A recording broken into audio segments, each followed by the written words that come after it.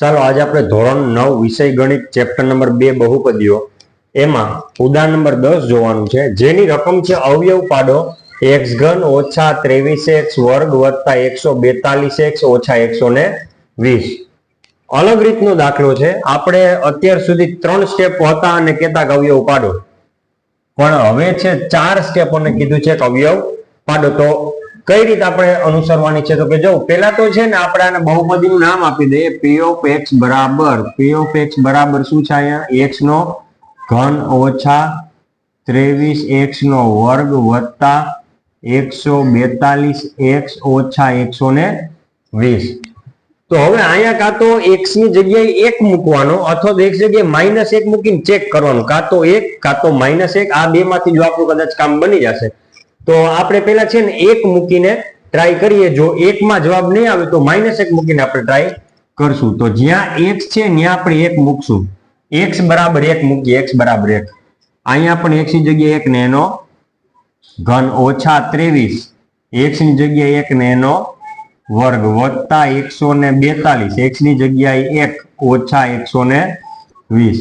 ચાલો 1 નો ઘન 1 ઓછા 23, 1 નો વર્ગ 1 વત્તા આ બધું એમને 142 એને ગુણ્યા 1 ઓછા 120. ચાલો અહીંયા 1 એમને ઓછે વત્તે ઓછા 23 એકુ 23 વત્તે વત્તે વત્તા 142 એકુ 142 અને ઓછા 120. એવું હોય તો પેલા પ્લસ વાળા આપણે સરળ કરીએ.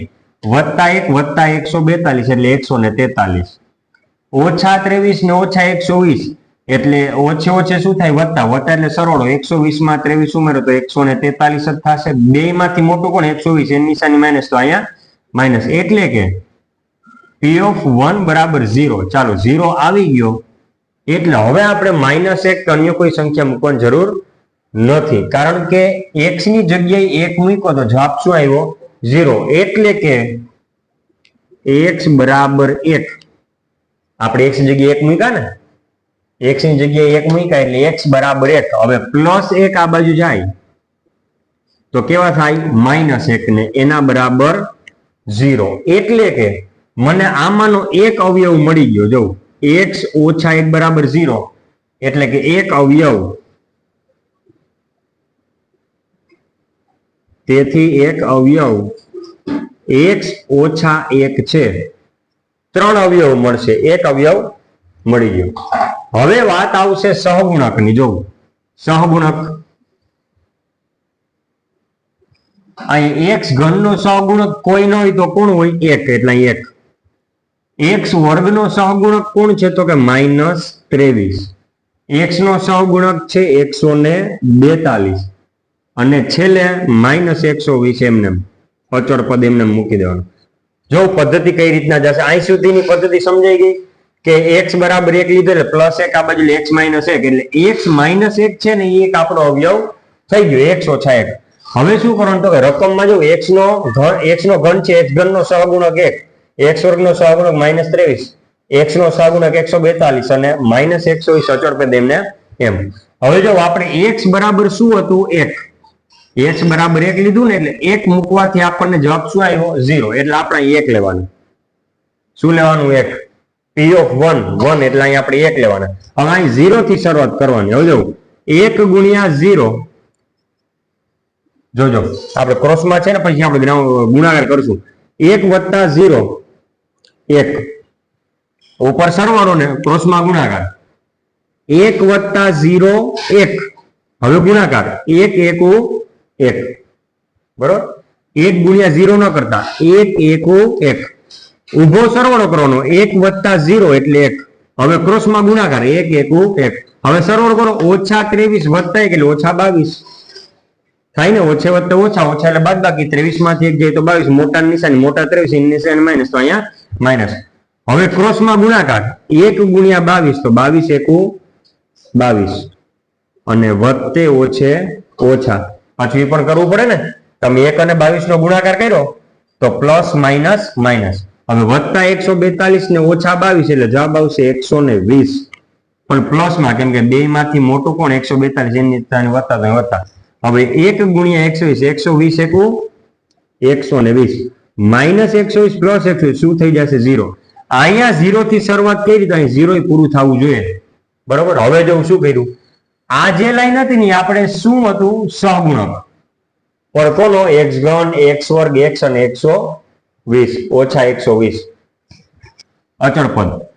હવે અહીં x ઘન નહીં પણ અહીંયા શું કરવાનું, x નો વર્ગ. એટલે જો આપણને એક બહુપદી મળે 1 ગુણ્યા x વર્ગ એટલે x વર્ગ ઓછા 22. હવે શું આવશે x અને વત્તા 120. આ આપણને બહુપદી મળી પાછી.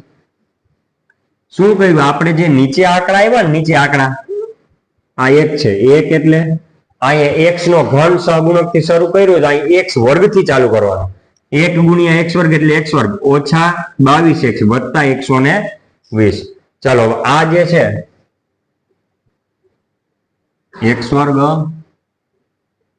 ઓછા 22x વત્તા 120. એટલે હકીકતે તમે જોવા જાવ તો આ આખું સ્ટેપ આ રીતે બને કે આ x ઘન છે ઓછા 23x વર્ગ વત્તા 142x ઓછા 120 બરાબર એક અવયવ આપણને કયો મળ્યો, તો x ઓછા 1 મળ્યો ને. એક અવયવ કયો મળ્યો આપણને, x ઓછા 1. અને બાજુમાં આપણને એક બહુપદી મળી x વર્ગ ઓછા 22x વત્તા 120. આવું થાય. આ રકમ હતી એમાંનો એક અવયવ 106 ને બાકીની એક બહુપદી. હવે આ જે વસ્તુ છે ને એનું આપણે સોલ્યુશન લઈએ. જો તેથી x વર્ગ ઓછા 22x વત્તા 120. હવે અહીંયા કાંઈ ન હોય તો શું હોય, 1 ગુણ્યા એટલે 1 ગુણ્યા 120. 120 એકુ 120 એટલે કે એવો પાડો બોલો કે જે સરવાળો થઈ અને શું આવે 22. સરવાળો થઈને 22 આવવા જોઈએ.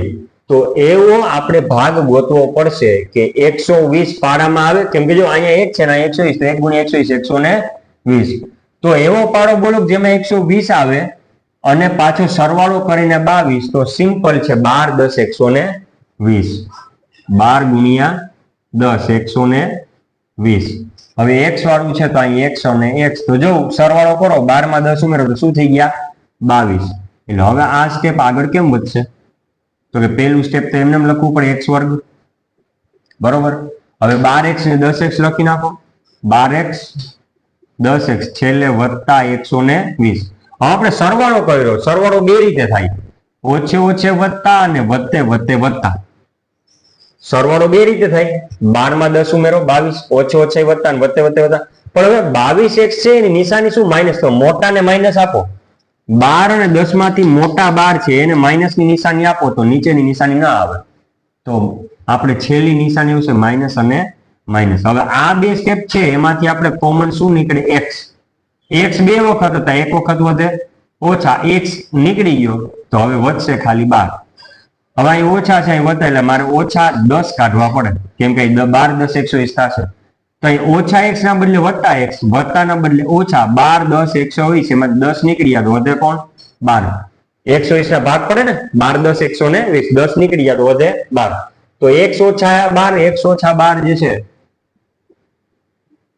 એ સરખો કાઉન્સ થયો. એકવાર લખવાનો, આમાંથી કોમન નીકળશે x અને આમાંથી કોમન નીકળશે 10.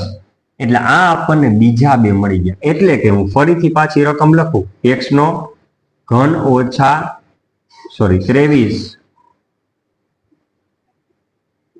x નો વર્ગ વત્તા 142x ઓછા 120 બરાબર x ઓછા 1 પછી x વર્ગ ઓછા 22x વત્તા 120.